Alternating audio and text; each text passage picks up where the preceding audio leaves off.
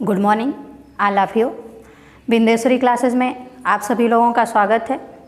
पिछले क्लास में हम लोग चर्चा किए थे हास्य रस पर तथा श्रृंगार रस पर और करुण रस पर। तो आज हम लोग आज की क्लास में जो बाकी आगे के रस हैं, जैसे कि रौद्र रस है, वीर रस है, भयानक रस है, तो इन पर हम लोग चर्चा करेंगे।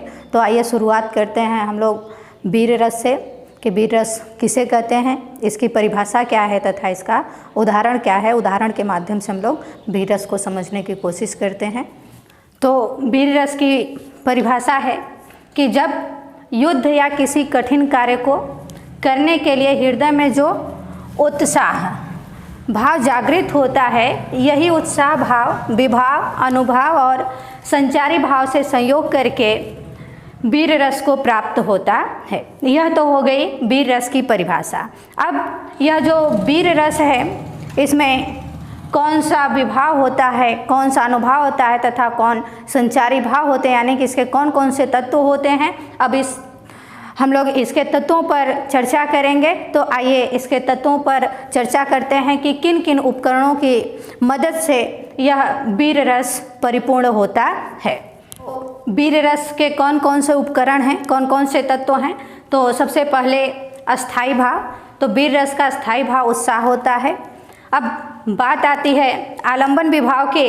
तो जो अत्याचारी शत्रु है वह आलंबन विभाव होगा तथा उद्दीपन विभाव शत्रु का पराक्रम, अहंकार, रणवाद्य और यश की इच्छा, यह आपके उद्दीपन विभाव के अंदर आ जाएंगे। तथा अनुभव होगा रोमांच, गौरवपूर्ण उक्ति, प्रहार करना, कंप, धर्मानुकूल आचरण, यह आपके अनुभव के अंदर आएंगे। तथा संचारी भाव उग्रता, आवेश, गर्व, चपलता, मति, स्मृति, हर्ष और उत्सुकता आदि, यह संचारी भाव के अंदर आएंगे। तो यह वीर रस के तत्व हो गए या उपकरण हो गए, अस्थाई भाव, विभाव और अनुभव तथा संचारी भाव। अब वीर रस की जो परिभाषा है तथा इसके जो तत्व हैं, इनको हम एक उदाहरण के माध्यम से समझने की कोशिश करते हैं। तो आइए इसका एक उदाहरण देखते हैं। तो उदाहरण देखते हैं। देखिए उदाहरण है, आए होंगे यदि भरत कुमतिवश वन में, तो मैंने यह संकल्प किया है मन में, उनको इस सर का लक्ष्य चुनूंगा क्षण में, प्रतिषेध आपका भी न सुनूंगा रण में। तो यह जो काव्य पंक्तियां हैं, अब इन काव्य पंक्तियों में वीर रस है कि नहीं, यह जानने के लिए सबसे पहले हम लोग इसका भावार्थ देखेंगे कि इसका भावार्थ क्या है।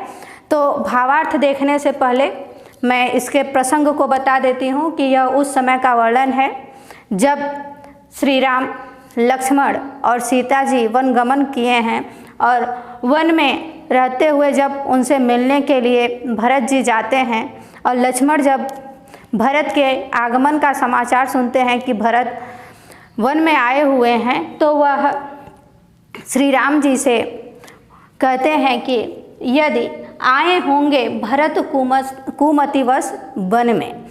लक्ष्मण जी राम जी से कह रहे हैं कि यदि भरत के मन में कोई कुविचार है, अगर इस कुविचार के साथ इस वन में आए हैं, तो फिर मैं क्या करूँगा। तो मैंने यह संकल्प किया है मन में, तो मैं अपने मन में यह संकल्प ले लिया हूँ कि मैं क्या करूँगा, उनको इस सर का लक्ष्य चुनूंगा क्षण में। सर का अर्थ होता है तीर। मैं उनको अपने इस तीर का लक्ष्य बना लूँगा, इसका निशाना बना लूँगा और उनको निशाना बनाने में मुझे क्षण भर का भी समय नहीं लगेगा।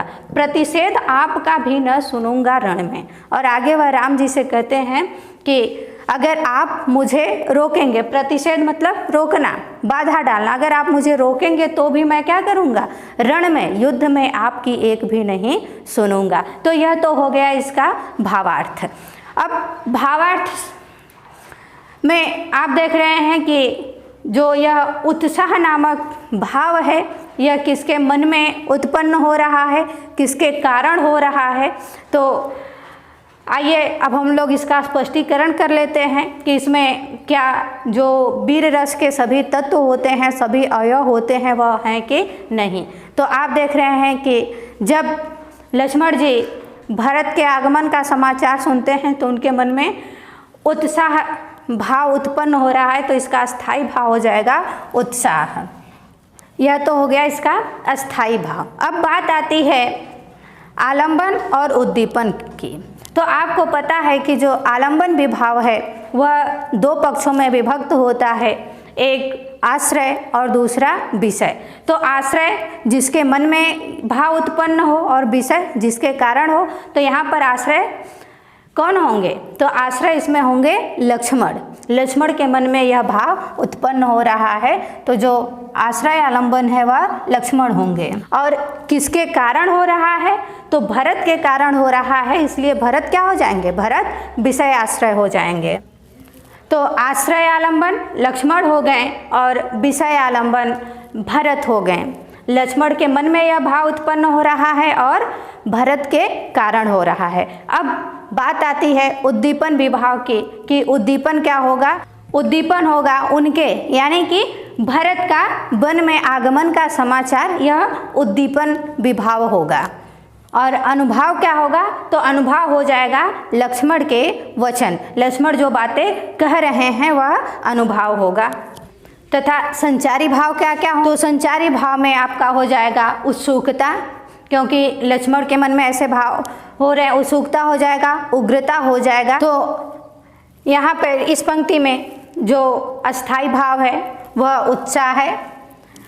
आश्रय आलंबन लक्ष्मण है, विषय आलंबन भरत और उद्दीपन विभाव लक्ष्मण का वन में आगमन का समाचार, अनुभाव लक्ष्मण के वचन और संचारी भाव हैं उग्रता, उत्सुकता और चपलता। तो इस तरह से जो उत्साह नामक अस्थाई भाव है वह विभाव, अनुभाव और संचारी भाव से संयोग करके वीर रस की निष्पत्ति कर रहा है या फिर वीर रस को प्राप्त हो रहा है।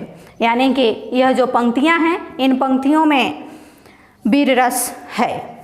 क्यों है यह आपको बता दिया गया। अब हम लोग चर्चा करते हैं अगले रस पर। तो अगला रस है रौद्र रस। तो अब हम लोग चर्चा करेंगे रौद्र रस पर। तो रौद्र रस का स्थायी भाव होता है क्रोध।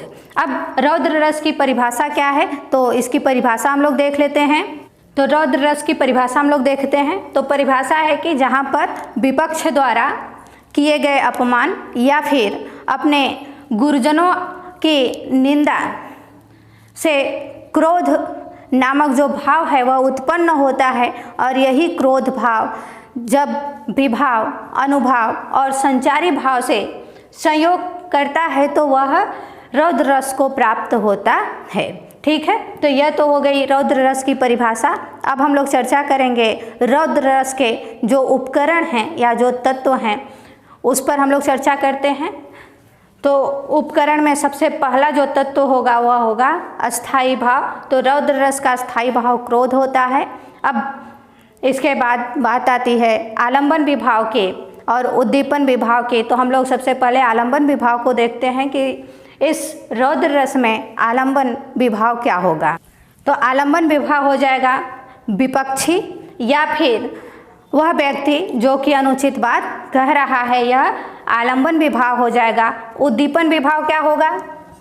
तो उद्दीपन विभाव होगा विपक्षियों के कार्य या फिर उनके द्वारा कही गई बात, उनकी उक्तियाँ, यह जो है उद्दीपन विभाव के अंदर आएंगी। और अनुभाव क्या होगा? तो अनुभाव हो जाएगा मुख लाल होना, दांत पीसना, आत्म प्रशंसा, शस्त्र चलाना, भौहें चढ़ना, कंपन, प्रस्वेद और गर्जन, यह आपके अनुभाव के अंदर होंगे, अनुभाव होगा। और संचारी भाव क्या होगा? तो संचारी भाव होंगे आवेग, अमर्ष, उग्रता, उद्वेग, स्मृति, असूया, मोह और मद, यह संचारी भाव होगा। यानी कि इतने उपकरण या फिर ये तत्व रौद्र रस की निष्पत्ति में सहायक होंगे। कौन कौन से? अस्थाई भाव। तो रौद्र रस का अस्थाई भाव क्रोध होता है। आलंबन विभाव, तो आलंबन विभाव में विपक्षी होगा या फिर वह व्यक्ति होगा जो कि अनुचित बात कर रहा है, अनुचित बात कह रहा है। उद्दीपन विभाव होगा जो विपक्षी है, उसके जो कार्य हैं या फिर उसकी जो उक्तियां हैं, उसकी जो बात है वह उद्दीपन का कार्य करेगी। और अनुभाव होगा मुख लाल होना, दांत पीसना या फिर आत्म प्रशंसा, शस्त्र चलाना, भौहें चढ़ना, कंपन, प्रस्वेद और गर्जन। यानी कि जो विपक्षी है उसके कार्य को देख करके या उसकी बातों को सुन करके ये सारे अनुभाव, ये सारी चेष्टाएं जो आश्रय है उसके मन में उस पर यह जो चेष्टाएं हैं वह देखने को मिलेंगी। और संचारी भाव क्या होगा? तो संचारी भाव आवेग, अमर्ष, उग्रता, उद्वेग, स्मृति, असूया, मोह, मद, यह संचारी भाव होंगे। तो आइए उदाहरण के माध्यम से रौद्र रस को हम लोग समझने की कोशिश करते हैं कि रौद्र रस क्या है। तो उदाहरण हम लोग देख लेते हैं। तो उदाहरण देखिए, उस काल मारे क्रोध के तन कांपने उनका लगा, मानो हवा के जोर से सोता हुआ सागर जगा। तो यह काव्य पंक्तियाँ हैं। अब इन काव्य पंक्तियों में रौद्र रस है कि नहीं, यह जानने के लिए हम लोग इसका भावार्थ देखते हैं। तो इसका भावार्थ है कि उस काल प्रसंग है, यानी कि यह उस समय का वर्णन है जब अर्जुन को अभिमन्यु के वध का समाचार मिलता है। तो अर्जुन की क्या स्थिति है उसी का वर्णन है। उस काल मारे क्रोध के, जब अर्जुन को अभिमन्यु के वध का समाचार मिलता है तो उस समय जो अभिमन्यु का शरीर है वह क्या किया? क्रोध के तन कांपने लगा। यानी कि क्रोध के मारे इतना अधिक उनके अंदर क्रोध भाव उत्पन्न हुआ कि उनका शरीर कांपने लगा। और उनके उस कांपते हुए शरीर को देख करके ऐसा प्रतीत हुआ हवा के जोर से सोता हुआ सागर जगा। जैसे कि हवा के झोंके से जो सागर सुप्त अवस्था में था उसमें लहरें उठ गईं, वह जग गया।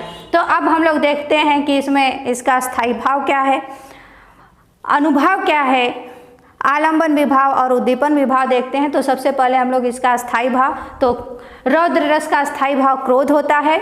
अब इसमें आश्रय कौन है और विषय कौन है? तो आपका आश्रय होगा अर्जुन, क्योंकि अर्जुन के मन में ही यह भाव उत्पन्न हो रहा है। और विषय कौन होगा? तो विषय अभिमन्यु होगा, क्योंकि अभिमन्यु के कारण ही यह जो है कि भाव उत्पन्न हो रहा है। तो आश्रय हम लोग देख लेते हैं। अब इसमें उद्दीपन विभाव क्या होगा? तो उद्दीपन विभाव होगा अभिमन्यु के वध का समाचार, यह उद्दीपन विभाव होगा। तो अनुभाव क्या होगा? तो अनुभाव में होगा चेहरा लाल होना या मुख लाल होना, तन कांपना और हाथ मलना, यह अनुभाव हो जाएगा। तो संचारी भाव होगा उग्रता, आवेग, यह सब संचारी भाव होंगे। तो इन पंक्ति में आप देख रहे हैं कि अस्थाई भाव क्रोध है, आश्रय अर्जुन, विषय अभिमन्यु और उद्दीपन विभाव अभिमन्यु का वध।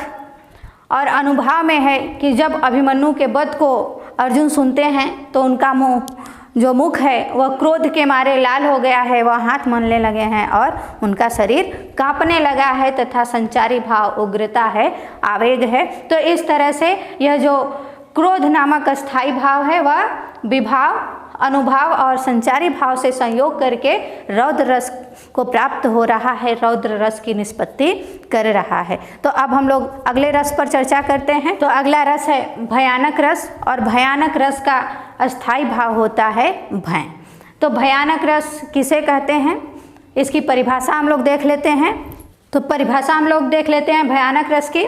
तो भयानक रस की परिभाषा है कि किसी भयानक या फिर अनिष्टकारी वस्तु या व्यक्ति को जब देखते हैं या फिर उससे संबंधित किसी वर्णन को सुनते हैं या स्मरण करते हैं तो उससे जो चित्त में जो व्याकुलता उत्पन्न होती है उसे भय कहते हैं। और यही जो भय है, भय भाव है, जब यह जागृत होता है और उद्दीप्त होकर के यह जिस रस को प्राप्त करता है उसे भयानक रस कहते हैं। यानी कि जब हम किसी भयानक वस्तु को, अनिष्टकारी वस्तु को या व्यक्ति को देखते हैं या फिर उससे संबंधित किसी वर्णन को सुनते हैं, स्मरण करते हैं, तब जो चित्त में व्याकुलता उत्पन्न होती है, उस व्याकुलता के भाव को ही भय कहते हैं। और यही भय भाव जब विभाव, अनुभाव और संचारी भाव से संयोग करता है, तब वह भयानक रस को प्राप्त होता है, तब भयानक रस की निष्पत्ति होती है।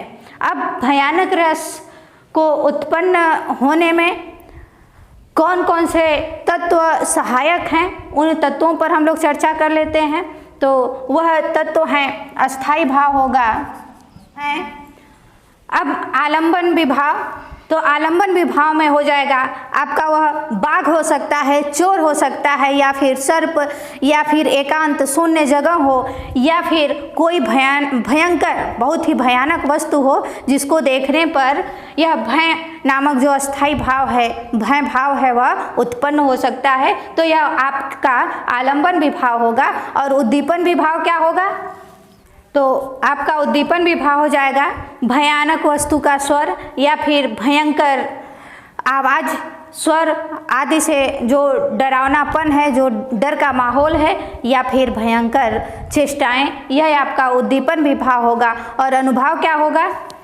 तो अनुभाव में आपका हो जाएगा कंपन, पसीना छूटना, मुंह सूखना, चिंता होना, रोमांस, या फिर मूर्छित होकर गिर जाना, पलायन, रुदन, यह सब अनुभाव के अंदर होंगे। और संचारी भाव क्या होगा? तो संचारी भाव होगा दैन्य, चिंता, त्रास, यह संचारी भाव के अंदर आएंगे। तो अब एक उदाहरण के माध्यम से हम लोग इस भयानक रस को समझते हैं कि भयानक रस क्या है। ये उदाहरण देखते हैं।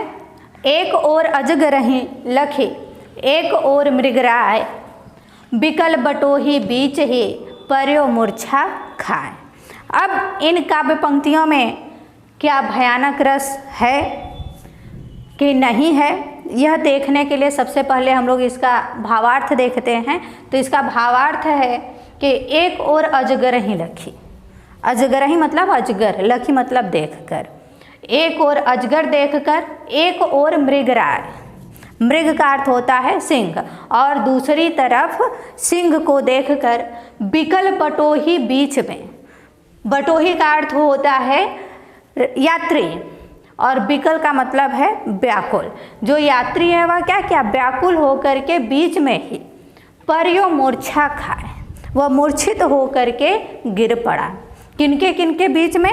जो बटोही है वह किसी एकांत जगह में जा रहा है और अचानक से उसके सामने एक तरफ अजगर आ जाता है और दूसरी तरफ शेर आ जाता है, और वह बटोही, वह यात्री बीच में हो जाता है। और जब वह ऐसी स्थिति को देखता है तो वह मूर्छित होकर के गिर जाता है। तो अब इन काव्य पंक्तियों में जो अस्थाई भाव है वह भय है, क्योंकि भय के कारण ही जो बटोही है, जो यात्री है, वह मूर्छित हुआ है। तो अस्थाई भाव इसका हो जाएगा भय। अब इसमें आश्रय कौन होगा? किसके मन में यह भाव उत्पन्न हो रहे हैं? तो आश्रय हो जाएगा आपका बटोही। विषय कौन होगा? तो विषय होगा अजगर और शेर, क्योंकि अजगर और शेर को देखने के कारण ही यह भाव उत्पन्न हुआ है। तो विषय हो जाएंगे अजगर और सिंह। उद्दीपन क्या हो जाएगा? तो उद्दीपन होगा अजगर और सिंह का दोनों ओर से घेरना, यह उद्दीपन हो जाएगा। और अनुभाव क्या होगा? तो जो बटोही है, जो यात्री है, उसका विकल होकर के, व्याकुल होकर के मूर्छित होना, यह अनुभाव होगा। ठीक। और संचारी भाव होगा त्रास, दैन्य, भ्रम और अपस्मार, यह संचारी भाव होंगे। तो आप देख रहे हैं कि यह जो भय नामक स्थायी भाव है वह आश्रय, उसमें आश्रय आपका बटोही है, विषय अजगर और सिंह हैं, उद्दीपन विभाव अजगर और सिंह का दोनों ओर से घेर लेना है, अनुभाव पथिक का विकल होना, व्याकुल होना या फिर मूर्छित होना, यह आपका अनुभाव है। और संचारी भाव है त्रास, दैन्य, भ्रम और अपस्मार। तो इस तरह से जो भय नामक स्थायी भाव है वह विभाव, अनुभाव और संचारी भाव से संयोग करके भयानक रस की निष्पत्ति कर रहा है या फिर भयानक रस को प्राप्त हो रहा है। तो तो इन काव्य पंक्तियों में भयानक रस है, ऐसा हम कह सकते हैं। अब हम लोग अगले रस पर चलते। तो अगला रस है बीभत्स रस और इसका अस्थाई भाव होता है जुगुप्सा। अब बीभत्स रस की परिभाषा क्या है, इस पर हम लोग चर्चा कर लेते हैं। तो आइए इसकी परिभाषा देखते हैं।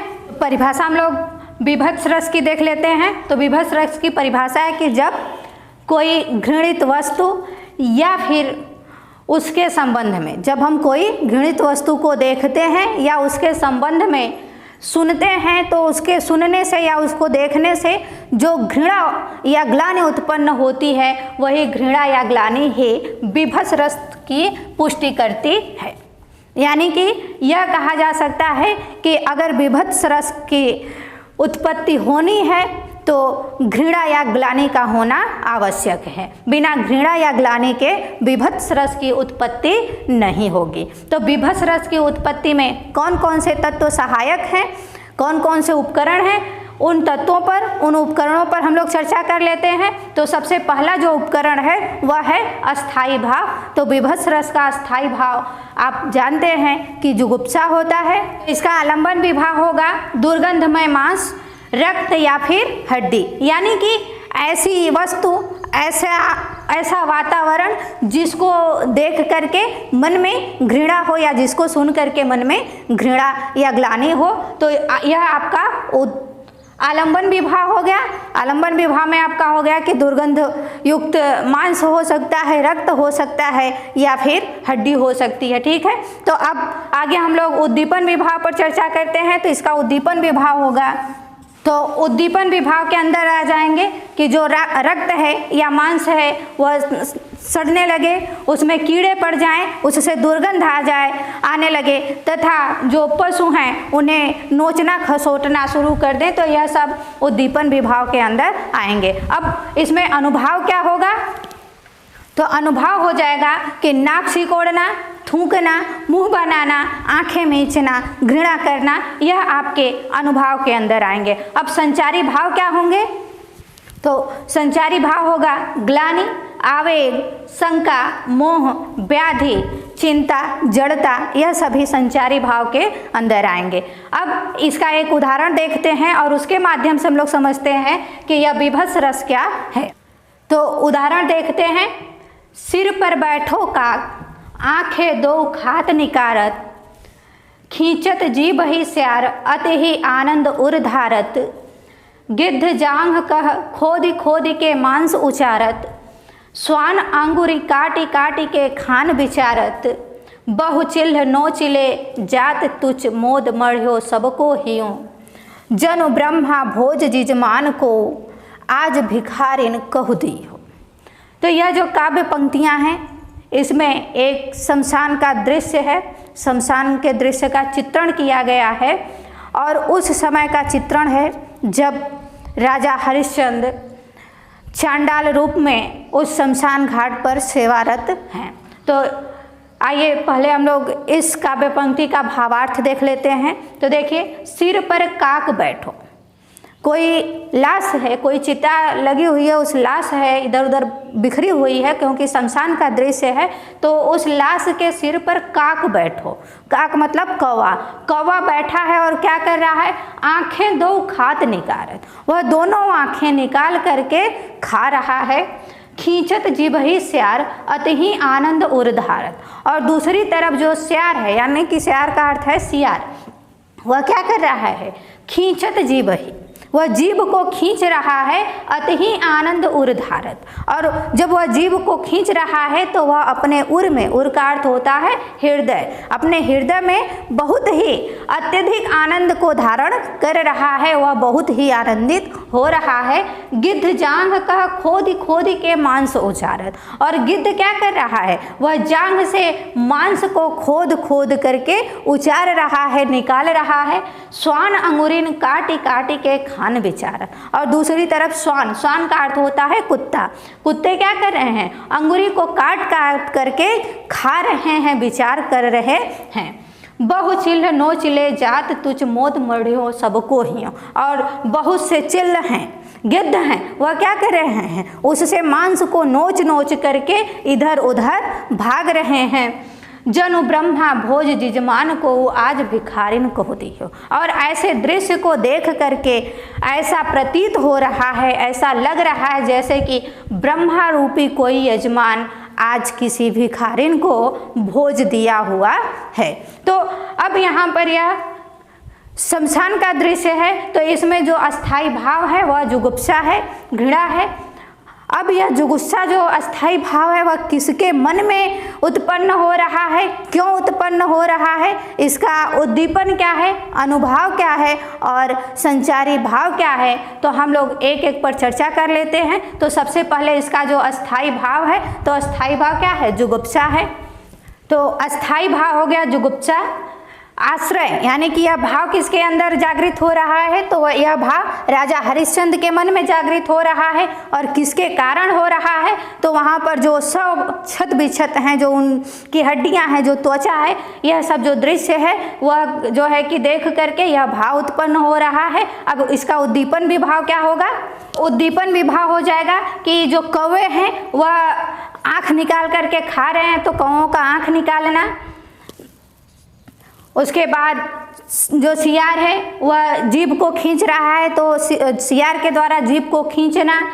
गिद्धों का जांघ से मांस नोच नोच करके खाना। और जो चिल हैं, जो कुत्ते हैं, वह भी मांस को नोच रहे हैं, काट रहे हैं। तो यह सब उद्दीपन विभाव हो जाएगा। अनुभाव क्या होगा, तो इसमें अनुभाव हो जाएगा कि इस दृश्य का वर्णन राजा हरिश्चंद्र के द्वारा किया जा रहा है, तो वह वर्णन ही क्या हो जाएगा, तो इसका संचारी भाव हो जाएगा मोह, स्मृति आदि। तो अब आप देख रहे हैं कि जो जुगुप्सा नामक अस्थाई भाव है वह विभाव, अनुभाव और संचारी भाव से संयोग करके विभत्स रस की उत्पत्ति कर रहा है। तो इस तरह से इन काव्य पंक्तियों में विभत्स रस है। तो आज के लिए बस इतना ही। बाकी जो बचे हुए रस हैं उसको हम लोग अगले क्लास में उनकी चर्चा करेंगे। धन्यवाद।